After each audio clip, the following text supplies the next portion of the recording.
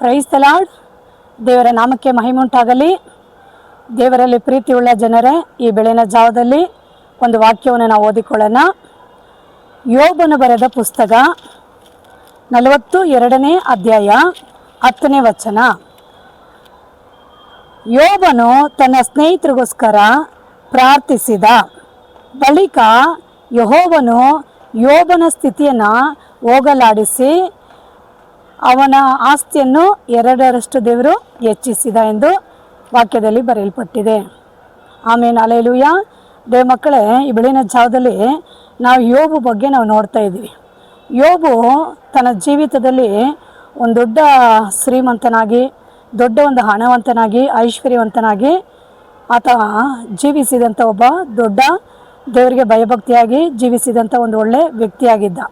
ಆದರೆ ಆತನ ಜೀವಿತದಲ್ಲಿ ಒಂದು ಬಿರುಗಾಳಿ ಬೀಸಿತು ನೋಡ್ರಿ. ಆ ಸಮಯದಲ್ಲಿ ಸೈತಾನ ಮೂಲಕವಾಗಿ ಯೋಬು ಶೋಧಿಸಲ್ಪಡ್ತಾ ಇದ್ದಾನೆ. ಆ ಶೋಧನೆ ಎಷ್ಟೊಂದು ಭಯಂಕರವಾಗಿತ್ತಂತೆ. ಆತನ ಕಾಲದಲ್ಲಿ ಆಕಾಶದಿಂದ ಬೆಂಕಿ ಬಿದ್ದು 7,000 ಕುರಿಗಳು ಸುಟ್ಟು ಹೋಯಿತು. ಅದನ್ನು ಮೇಯಿಸುವವರುಗಳು ಅಗ್ನಿಯಿಂದ ಸುಟ್ಟು ಹೋದರು.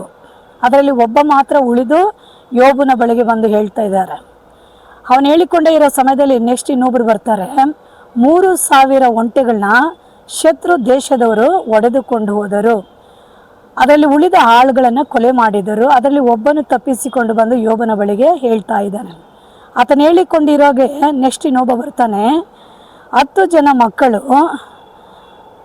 ಒಂದು ಮನೆ ಒಳಗಡೆ ಔತಣ ಮಾಡಿಕೊಂಡಿರುವಾಗೆ ಅವರು ಆಹಾರನ ಸೇವಿಸಿಕೊಂಡಿರೋ ಸಮಯದಲ್ಲಿ 4 ಕಡೆ ಗಾಳಿ ಬೀಸಿ ಮನೆಗೆ ಬಡಿಯಿತು. ಆ ಮನೆ ಆ ಒಂದು ಆಹಾರನ ಸೇವಿಸಿಕೊಂಡಿರೋದು 10 ಜನ ಮಕ್ಕಳ ಮೇಲೆ ಬಿದ್ದು 10 ಜನ ಮಕ್ಕಳು ಒಂದೇ ದಿನದಲ್ಲಿ ಸತ್ತು ಹೋದರು. ಈ ರೀತಿಯಾಗಿ ಒಬ್ಬೊಬ್ಬರು ಬಂದು ಯೋಬನ ಬಳಿಯಲ್ಲಿ ಹೇಳುವಾಗೆ ನೋಡ್ರಿ, ಅಂಥ ಸ್ಥಿತಿಯಲ್ಲಿ ಯೋಬು ಏನು ಮಾಡ್ತಾನಂದರೆ, ದೇವರ ಪಾದದಲ್ಲಿ ತನ್ನ ಬಟ್ಟೆಗಳನ್ನು ಹರಿದುಕೊಂಡು ತಲೆ ಮೇಲೆ ಧೂಳನ್ನು ಸುರಿದುಕೊಂಡು ಬೂದಿಯಲ್ಲಿ ಕುಳಿತುಕೊಂಡು ದೇವರಿಗೆ ನಮಸ್ಕಾರ ಮಾಡಿದ ಎಂದು ಬರೆಯಲ್ಪಟ್ಟಿದೆ. ಅಂದರೆ ದೇವನ ಸಮಯದಲ್ಲಿ ಆತನು ದೂಷಿಸದೆ ಆರಾಧಿಸಿಕೊಂಡಿದ್ದಾನೆ. ಆತನು ಹೇಳ್ತಾನೆ, ತಾಯಿ ಗರ್ಭದಿಂದ ಬರುವಾಗೆ ಹೇಗೆ ಬಂದು ಹೋಗುವಾಗೆ ಗತಿಸಿ ಹಾಗೆ ಹೋಗುತ್ತೇನೆ. ಯೆಹೋವನು ಕೊಟ್ಟ ಯೆಹೋವನ ನಾಮಕ್ಕೆ ಸ್ತೋತ್ರ ಎಂದು ಹೇಳ್ತಾನೆ. ಆತನ ಬಾಯಿಂದ ಒಂದು ದೂಷಣೆ ಮಾತುಗಳು ಬರಲೇ ಇಲ್ಲ. ಹೀಗೆ ಆತನು ವಿಪರೀತವಾದ ರೋಗಕ್ಕೆ ಒಳಗಾಗಿ ಗುರುತೇ ಸಿಕ್ಕದಷ್ಟು ಮಟ್ಟಕ್ಕೆ ನೆಲದಲ್ಲಿ ಕೂತಿರೋ ಸಮಯದಲ್ಲಿ 3 ಜನ ಸ್ನೇಹಿತರುಗಳು ಬರ್ತಾರೆ. ಬಂದು ಯೋಬನ ಅವಮಾನಿಸಲು, ನಿಂದಿಸಲು, ಹೀಯಾಳಿಸಲು ಅವ್ರು ಬರ್ತಾರೆ. ಬರೋ ಸಮಯದಲ್ಲಿ ಯೋಬು ಗುರುತೇ ಕಾಣಿಸ್ತಾ ಇಲ್ಲ. ಅವರು ಬಂದು ನೆಲದಲ್ಲಿ 7 ದಿನ ಕುಳಿತುಕೊಂಡರು. ಆ ನಂತರ ಅವರುಗಳು ಬಾಯಿ ಬಿಟ್ಟು ಯೋಬಿಗೆ ವಿರೋಧವಾಗಿ ಮಾತನಾಡ್ತಾ ಇದ್ದಾರೆ. ಇದೆಲ್ಲ ಆದ ಕೂಡಲೇ ದೇವರು ಆ 3 ಮಂದಿ ಸ್ನೇಹಿತರುಗಳ ಮೇಲೆ ಕೋಪಗೊಂಡ. ನನ್ನ ದಾಸನಾದ ಯೋಬು ಸತ್ಯ ಮಾತಾಡಿದಾಗೆ ನೀವು ಮಾತನಾಡಲಿಲ್ಲ, ಹಾಗಾಗಿ ನಿಮ್ಮ ಮೇಲೆ ನಾನು ಕೋಪಗೊಂಡಿದ್ದೀನಿ. ನಾನು ನಿಮ್ಮನ್ನು ಕ್ಷಮಿಸಬೇಕಾದ್ರೆ ನೀವು ಯೋಬಿನ ಬಳಿಗೆ ಹೋಗಿ ಏನು ಮಾಡಬೇಕು, ಯೋಬು ನಿಮಗಾಗಿ ಪ್ರಾರ್ಥಿಸಿದರೆ ನಾನು ನಿಮ್ಮನ್ನು ಕ್ಷಮಿಸುತ್ತೇನೆ ಎಂದು ದೇವರು ಹೇಳ್ತಾನೆ. ಆಗ 3 ಜನ ಸ್ನೇಹಿತರುಗಳು ಯೋಬು ಬಳಿಗೆ ಹೋಗ್ತಾರೆ ನೋಡಿ. ಆದರೆ ಯೋಬುಗೆ ವಿರೋಧವಾಗಿ ಮಾತನಾಡಿದವರು, ಯೋಬನ ಹೀಯಾಳಿಸಿ, ಅವಮಾನಿಸಿ, ನಿಂದಿಸಿ, ಈ ರೀತಿಯಾಗಿ ಯೋಬನ ದುಃಖಪಡಿಸಿ, ವೇದನೆ ಪಡಿಸಿದ 3 ಸ್ನೇಹಿತರುಗಳು ಯೋಬು ಬಳಿಗೆ ಬರ್ತಾರೆ. ಯೋಬು ಬಳಿಗೆ ಬಂದು, ಯೋಬು ನೀನು ನಮಗಾಗಿ ಪ್ರಾರ್ಥಿಸು, ಆಗಲೇ ದೇವರು ನಮ್ಮನ್ನು ಕ್ಷಮಿಸಲು ಸಾಧ್ಯ ಎಂದು ಹೇಳುವಾಗೆ ಯೋಬು ನೋಡ್ರಿ ಎಂಥ ಭಯಂಕರವಾದ ಒಂದು ಸ್ಥಿತಿಯಲ್ಲಿ ಆತನ ಇರ್ತಾನೆ. ಈ ಕಡೆ ಮನೆ ಮಟ್ಟಗಳನ್ನು ಕಳ್ಕೊಂಡು, ಒಂದು ಕಡೆ ಒಂಟೆಗಳು, ಕುರಿಗಳು, ಎತ್ತು, ಕತ್ತೆಗಳು, 10 ಜನ ಮಕ್ಕಳು ಎಲ್ಲವನ್ನು ಕಳೆದುಕೊಂಡು ಆತನು ಎಂಥ ಒಂದು ಭಯಂಕರವಾದ ಸ್ಥಿತಿಯಲ್ಲಿದ್ದಾನೆ. ದೇಹ ಎಲ್ಲ ಕೆಟ್ಟ ಕೆಟ್ಟ ಕುರುಗಳಿದ್ದು ಇಡೀ ಶರೀರವೇ ಕೊಳೆತೋಗಿ ಮರಣಕರವಾದ ಒಂದು ರೋಗದಲ್ಲಿ ಭಯಂಕರ ಯಾತನ ಸ್ಥಿತಿಯಲ್ಲಿ ಆತನು ಇರುವಾಗೆ ಅಂಥ ಸ್ಥಿತಿಗಳನ್ನು ಕೂಡ ಆತನು ಲೆಕ್ಕಿಸದೆ, ಅಯ್ಯೋ ನಾನು ಈ ಸ್ಥಿತಿಯಲ್ಲಿದ್ದೀನಲ್ಲ, ನನಗಿಂತ ಪರಿಸ್ಥಿತಿ ಬಂದಿದ್ದಿಲ್ಲ ಅಂದ್ಬಿಟ್ಟು ತನಗಿರುವಂಥ ಸ್ಥಿತಿಗತಿಗಳನ್ನು ಲೆಕ್ಕಿಸದೆ ಆತನ 3 ಮಂದಿ ಸ್ನೇಹಿತರಿಗಾಗಿ ಪ್ರಾರ್ಥಿಸುತ್ತಾನೆ. ದೇವರೇ ನೀನು ಅವನ್ನ ಕ್ಷಮಿಸು, ಅವರುಗಳನ್ನು ಮನ್ನಿಸು ಅಂದ್ಬಿಟ್ಟು ಯೋಬು ತನ್ನ ಸ್ನೇಹಿತರಿಗಾಗಿ ಹೃದಯದ ಅಂತರಾಳದಿಂದ ದೇವರ ಸಮ್ಮುಖದಲ್ಲಿ ಪ್ರಾರ್ಥಿಸುತ್ತಾನೆ. ದೇವರು ಯೋಬನ ಪ್ರಾರ್ಥನೆಯನ್ನು ಕೇಳಿ ಆ 3 ಮಂದಿ ಸ್ನೇಹಿತರುಗಳನ್ನು ದೇವರು ಕ್ಷಮಿಸಿದ. ಹಾಲೆಲೂಯ. ಒಂದು ವೇಳೆ ನಾನು ನೀನಾಗಿದ್ದರೆ ಅಂಥ ಸ್ಥಿತಿಯಲ್ಲಿ ಮತ್ತೊಬ್ಬರಿಗೆ ನಾವು ಪ್ರಾರ್ಥನೆ ಮಾಡಲು ಸಾಧ್ಯನಾ? ಅದು ಯೋಬಿಗೆ ವಿರೋಧವಾಗಿ ಮಾತನಾಡಿದರು, ಯೋಬನ ದೂಷಿಸಿ ಅವಮಾನಿಸಿದರು. ಅದನ್ನು ಲೆಕ್ಕಿಸದೆ ತನ್ನ ಸ್ನೇಹಿತರಿಗಾಗಿ ಪ್ರೀತಿಯಿಂದ ಸಂತೋಷವಾಗಿ ಮನಸ್ಸಲ್ಲಿ ಹೃದಯದಲ್ಲಿ ಯಾವ ಕಹಿ ಇಟ್ಕೊಳ್ಳದೆ ಆತನು ಶುದ್ಧ ಹೃದಯದಿಂದ ಯೋಬು ತನ್ನ ಸ್ನೇಹಿತರಿಗಾಗಿ ಪ್ರಾರ್ಥಿಸಿದ.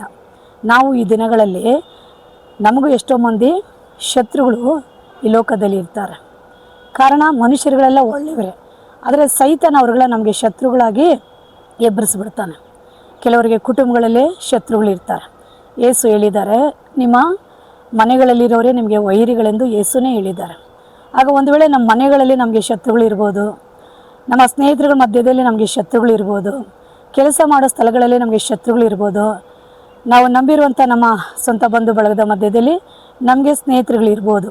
ಆದರೆ ಎಲ್ಲರ ಮಧ್ಯದಲ್ಲಿ ನಮಗೆ ಒಂದು ನಿಂದೆ, ಅವಮಾನಗಳು, ನಮ್ಮ ಮೇಲೆ ಒಂದು ಹಿಂಸೆಗಳು, ಬಾಧೆಗಳು ಅವರುಗಳ ಮೂಲಕವಾಗಿ ಬರ್ತಾವೆ. ಬರೋದಿಲ್ಲ ಅಂತ ಹೇಳೋಕ್ಕಾಗೋದಿಲ್ಲ, ಬರ್ತಾವೆ.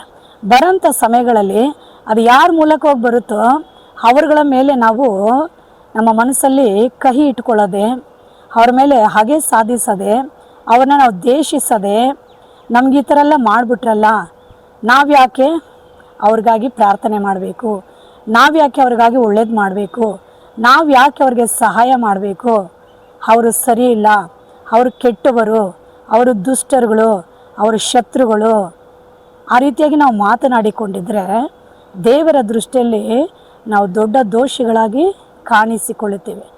ಯೇಸು ಸ್ವಾಮಿ ನಮಗೆ ಕಲಿಸಿಕೊಟ್ಟಿರೋದು ಮತ್ತಾಯ ಬರೆದ ಸುವಾರ್ತೆ 5:44 ವಚನ ಹೇಳುತ್ತೆ, ನಿಮ್ಮ ವೈರಿಗಳನ್ನು ಪ್ರೀತಿಸಿರಿ, ನಿಮ್ಮನ್ನು ಹಿಂಸೆ ಪಡಿಸೋರಿಗಾಗಿ ಪ್ರಾರ್ಥಿಸಿರಿ, ಹೀಗೆ ನೀವು ಮಾಡಿದರೆ ಪರಲೋಕದಲ್ಲಿರುವ ನಿಮ್ಮ ತಂದೆಗೆ ನೀವು ಮಕ್ಕಳಾಗುವಿರಿ ಎಂದು ಯೇಸು ಹೇಳ್ಕೊಟ್ಟಿದ್ದಾರೆ. ಹಾಗಾಗಿ ಈ ಅಂತ್ಯದ ದಿನಗಳಲ್ಲಿ ದೇವರು ನಮ್ಮನ್ನು ಆಶೀರ್ವದಿಸಬೇಕು. ನಮಗಿರೋಂಥ ಕಷ್ಟಗಳಾಗಲಿ, ನಮಗಿರೋಂಥ ಹೋರಾಟಗಳು, ಸಮಸ್ಯೆಗಳು, ಸಾಲಗಳು, ಒಂದು ವೇಳೆ ರೋಗ, ಬಡತನ, ನಮಗಿರೋಂಥ ಕಡು ಬಡತನಗಳು, ಯಾವ ರೀತಿ ಪರಿಸ್ಥಿತಿಗಳಲ್ಲಿ ನಾವಿದ್ದರೂ ಅಂಥ ಸ್ಥಿತಿಗಳನ್ನು ನಾವು ಲೆಕ್ಕಿಸದೆ ನಾವು ಎಲ್ಲರಿಗಾಗಿ ಏನು ಮಾಡಬೇಕು? ಪ್ರಾರ್ಥನೆ ಮಾಡೋರಾಗಿರಬೇಕು. ನಮ್ಮ ವೈರಿಗಳನ್ನ ನಾವು ಮನಸಾರ ಪ್ರೀತಿಸಬೇಕು.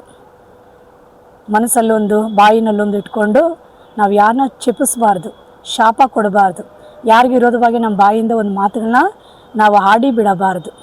ಯಾಕಂದರೆ ನಾವು ಶುದ್ಧ ಹೃದಯ ಉಳ್ಳವರಾಗಿರುವಾಗೆ ದೇವರಿಂದ ಸಕಲ ಆಶೀರ್ವಾದಗಳನ್ನ ಹೊಂದಿಕೊಳ್ಳಲು ಸಾಧ್ಯವಾಗುತ್ತೆ.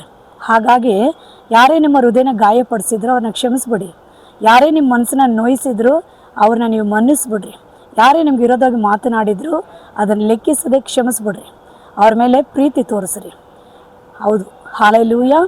ಶತ್ರುಗಳನ್ನ ಪ್ರೀತಿಸ್ರಿ, ವೈರಿಗಳನ್ನ ಪ್ರೀತಿಸ್ರಿ. ಯಾರೇ ನಿಮ್ಮನ್ನ ಹಿಂಸೆ ಪಡಿಸಿದ್ರು ಅವ್ರಿಗಾಗಿ ದೇವರ ಸಮ್ಮುಖದಲ್ಲಿ ಪ್ರಾರ್ಥನೆ ಮಾಡಬೇಕು. ದೇವರೇ, ಅವ್ರುಗಳನ್ನು ಕ್ಷಮಿಸಿ ಮನ್ನಿಸು, ಅವ್ರುಗಳನ್ನು ರಕ್ಷಿಸು, ಅವರು ಅರಿಯದೆ ಮಾಡಿಕೊಂಡಿದ್ದಾರೆ ಅಂದ್ಬಿಟ್ಟು ನೀವು ಅವ್ರಿಗಾಗಿ ಪ್ರಾರ್ಥಿಸಿರಿ. ಯೇಸು ಸಿಲುವೆ ಮೇಲೆ ಇರುವಾಗೆ 4 ಕಡೆಗಳಿಂದ ಯೇಸುಗೆ ವಿರೋಧವಾಗಿ ಕಠೋರವಾಗಿ, ಭಯಂಕರವಾಗಿ, ಹೀನವಾಗಿ, ಅಸಹ್ಯವಾಗಿ ಯೇಸು ಸ್ವಾಮಿಗೆ ವಿರೋಧವಾಗಿ ಮಾತನಾಡಿದರು. ನೀನು ದೇವರ ಮಗನಾಗಿದ್ದರೆ ಸಿಲುವೆಯಿಂದ ಇಳಿದು ಬಂದು ನಿನ್ನ ರಕ್ಷಿಸಿಕೋ. ಈ ರೀತಿಯಾಗಿ ತುಂಬಾ ನಿಂದಿಸಿ ಅವಮಾನಿಸಿ ಯೇಸು ವಿರೋಧವಾಗಿ ಮಾತಾಡ್ತಾ ಇದ್ದಾರೆ. ಆದರೆ ಯೇಸು ಎಂಥ ಪರಿಸ್ಥಿತಿಯಲ್ಲಿದ್ದಾನೆ ಗೊತ್ತಾ? ದೇಹ ಎಲ್ಲ ಗಾಯ, ರಕ್ತ, ಭಯಂಕರವಾದ ಬಿಸಿಲು, ಮಾತನಾಡಲು ಉಸಿರಿಲ್ಲದಂಥ ಸಮಯದಲ್ಲಿ, ಆ ಸಮಯದಲ್ಲಿ ಬಾಯಿ ಬಿಟ್ಟು ಯೇಸು ಸ್ವಾಮಿ ಒಂದು ಮಾತು ಹೇಳ್ತಾ ಇದ್ದಾರೆ ತಂದೆ ದೇವರ ಬಳಿಯಲ್ಲಿ, ತಂದೆಯೇ ಇವರುಗಳನ್ನು ಮನ್ನಿಸು, ತಾವು ಏನು ಮಾಡಿಕೊಂಡಿದ್ದರೆಂದು ಅರಿಯರೆಂದು ಆ ಜನರಿಗಾಗಿ, ಆ ಶತ್ರು ವೈರಿಗಳಿಗಾಗಿ ಯೇಸು ಸಿಲುವೆ ಮೇಲೆ ಪ್ರಾರ್ಥಿಸಿದ. ನೋಡ್ರಿ, ಯೇಸು ಕ್ರಿಸ್ತನ ಸ್ವಭಾವ ಕ್ಷಮಿಸುವಂಥ ಸ್ವಭಾವ. ನಾವು ನಮ್ಮ ಕುಟುಂಬಗಳಲ್ಲಿ ಶತ್ರುಗಳಾಗಿದ್ದರೂ ಎಲ್ಲರನ್ನ ಕ್ಷಮಿಸಬೇಕು. ನಮ್ಮ ಸ್ನೇಹಿತರುಗಳು ಶತ್ರುಗಳಾಗಿದ್ದರು ನಾವು ಮನ್ನಿಸಬೇಕು. ಕೆಲಸ ಮಾಡೋ ಸ್ಥಳದಲ್ಲಿ ನಮ್ಗೆ ವಿರೋಧವಾಗಿದ್ದರು ಕ್ಷಮಿಸಬೇಕು. ಒಂದು ವೇಳೆ ಹಣ, ಕಾಸು, ಚೀಟಿ ಅಥವಾ ಒಡವೆ, ಜಮೀನು ಈ ರೀತಿಯಾಗಿ ನಮಗೆ ಮೋಸ ಮಾಡಿರ್ಬೋದು. ಒಂದು ವೇಳೆ ಸಹಾಯ ಮಾಡ್ತೀರಿ ಅಂತ ಮಾಡದೆ ಹೋಗಿರ್ಬೋದು. ಒಂದು ವೇಳೆ ನಮಗೆ ಕೆಟ್ಟದನ್ನು ಬಯಸಿ ತಾವೇ ಅವುಗಳನ್ನು ಪಡೆದಿರ್ಬೋದು. ಆದರೆ ಎಂಥ ಪರಿಸ್ಥಿತಿಗಳಾಗಿದ್ದರೂ ನೀವು ಖಂಡಿತವಾಗಿ ಯೇಸು ಸ್ವಾಮಿಯ ಸ್ವಭಾವ ನೀವು ಹೊಂದಿರುವುದು ನಿಜವಾದರೆ ನೀವು ಎಲ್ಲರನ್ನ ಕ್ಷಮಿಸಿ ಪ್ರಾರ್ಥಿಸಲು ಮುಂದಾಗ್ತೀರ. ಆಗ ಯೇಸು ಏನು ಮಾಡ್ತಾರೆ, ನೀವು ಕಳೆದುಕೊಂಡಿರೋದನ್ನು ಮತ್ತೆ ಎರಡರಷ್ಟು ದೇವರು ನಿಮಗೆ ಅದನ್ನು ವಾಪಸ್ ಮಾಡಲು ದೇವರು ನಿಮ್ಮ ಪಕ್ಕದಲ್ಲಿ ನಿಂತಿರ್ತಾನೆ. ಹಲ್ಲೆಲೂಯಾ. ನಾವು ಮತ್ತೊಬ್ರಿಗೆ ಒಳ್ಳೆಯದನ್ನು ಬಯಸಿದ್ರೆ ದೇವರು ನಮ್ಗೆ ಒಳ್ಳೆಯದನ್ನು ಮಾಡ್ತಾನೆ. ನಾವು ಮತ್ತೊಬ್ರಿಗೆ ಉಪಕಾರ ಮಾಡಿದ್ರೆ ದೇವರು ನಮಗೆ ಪ್ರತಿ ಉಪಕಾರ ಮಾಡ್ತಾನೆ. ಹೀಗಾಗಿ ಮನಸ್ಸಲ್ಲಿ, ಹೃದಯದಲ್ಲಿ ಯಾವ ಕಹಿಗಳು, ಯಾವ ದ್ವೇಷ, ಹಗೆತನಗಳು ನಾವು ಇಟ್ಟುಕೊಳ್ಳಬಾರದು. ಹಾಗಿಡುವುದಾದರೆ ಸೈತಾನು ಅಂಥ ಹೃದಯಗಳನ್ನು ಹಿಡಿದು ಅವನು ಆ ಹೃದಯಗಳನ್ನು ಪ್ರವೇಶ ಮಾಡಿ ಇನ್ನೂ ಹೆಚ್ಚಾಗಿ ಅಂಥ ಹೃದಯಗಳನ್ನು ಕೆಡಿಸಿ ಆ ಹೃದಯಗಳನ್ನು ಪಾಪದಲ್ಲಿ ಬೀಳಿಸಿ ಅದರ ಒಳಗಡೆ ಅವನು ಬಂದು ವಾಸ ಮಾಡಲು ಆರಂಭಿಸಿಬಿಡ್ತಾನೆ. ಹಾಗಾಗಿ ಹೃದಯದಲ್ಲಿ ದ್ವೇಷ, ಹಗೆತನಗಳಿಗೆ ಸ್ಥಳ ಕೊಡಬೇಡ್ರಿ. ಹೃದಯದಲ್ಲಿ ಕೋಪ, ಹೃದಯದಲ್ಲಿ ಮುಯ್ಯಿ, ಹೃದಯದಲ್ಲಿ ಕಪಟ, ಹೃದಯದಲ್ಲಿ ದೂಷಣೆ, ಹೃದಯದಲ್ಲಿ ಹಗೆತನ, ಹೃದಯದಲ್ಲಿ ಅನೇಕರನ್ನ ಬೈಕೊಳ್ಳೋದು, ಹೃದಯದಲ್ಲಿ ಅನೇಕರಿಗೆ ವಿರೋಧವಾಗಿ ಹೊಂಚಾಕಿ ಮಾತನಾಡೋದು, ಇದು ಯಾವುದಕ್ಕೂ ಹೃದಯಗಳಲ್ಲಿ ಸ್ಥಳ ಕೊಡಬೇಡ್ರಿ. ಹೀಗೆ ಸ್ಥಳ ಕೊಡುವುದಾದರೆ ಆ ದ್ವೇಷ ಹೃದಯ ತುಂಬುತ್ತಾ ಅವ್ರು ಹಾಗೇ ಏನಾಗ್ಬಿಡ್ತಾರೆ. ಆ ದ್ವೇಷನ ಒಂದಿಲ್ಲ ಒಂದಿನ ಅದನ್ನು ಸಾಧಿಸಲು ಎಷ್ಟೋ ಕೊಲೆಗಳು ನಡೆದ್ಬಿಡ್ತವೆ, ಎಷ್ಟೋ ಅನಾಹುತಗಳು ನಡೆದ್ಬಿಡ್ತವೆ, ಎಷ್ಟೋ ತೊಂದರೆಗಳಾಗಿ ಸಂಸಾರ ಜೀವನಗಳು ಹಾಳಾಗ್ಬಿಡುತ್ತೆ. ಮಕ್ಕಳೇ, ದೇವರು ನಿಮ್ಗೆ ಜ್ಞಾನ ಕೊಟ್ಟಿದ್ದಾರೆ, ಪ್ರಾರ್ಥಿಸ್ರಿ, ದೇವ್ರ ಹತ್ರ ಜ್ಞಾನ ಪಡ್ಕೊಳ್ರಿ, ತಿಳುವಳಿಕೆಯನ್ನು ಹೊಂದಿಕೊಳ್ಳ್ರಿ, ಎಲ್ಲರಿಗಾಗಿ ಕ್ಷಮೆ, ಪ್ರೀತಿ, ಕರುಣೆ ತೋರಿಸ್ರಿ. ದೇವರು ನಿಮ್ಮನ್ನು ಹೆಚ್ಚಾಗಿ ಆಶೀರ್ವದಿಸಲಿ. ನಾವೊಂದು ಸಣ್ಣ ಪ್ರಾರ್ಥನೆ ಮಾಡಿಕೊಳ್ಳೋಣ. ಸರ್ವಶಕ್ತನಾಗಿರೋ ದೇವ, ಈ ವಾಕ್ಯಗಳನ್ನು ಕೇಳಿಕೊಂಡಿರೋಂಥ ಎಲ್ಲರ ಮೇಲೆ ನಿನ್ನ ಕರಗಳನ್ನು ಚಾಚು ಸ್ವಾಮಿ. ಯಾರಲ್ಲಿ ಕೋಪ, ದ್ವೇಷ, ಹಗೆತನಗಳು ಇರಬಾರದಪ್ಪ. ನಿನ್ನ ಹಾಗೆ ಕ್ಷಮಿಸುವ ಸ್ವಭಾವ ಹೊಂದಿದವರಾಗಿ, ನಿನ್ನ ಹಾಗೆ ಎಲ್ಲರಗಳನ್ನು ಪ್ರೀತಿಸಿ ಕ್ಷಮಿಸಿ ಪ್ರಾರ್ಥಿಸುವರಾಗಿರಬೇಕಪ್ಪ.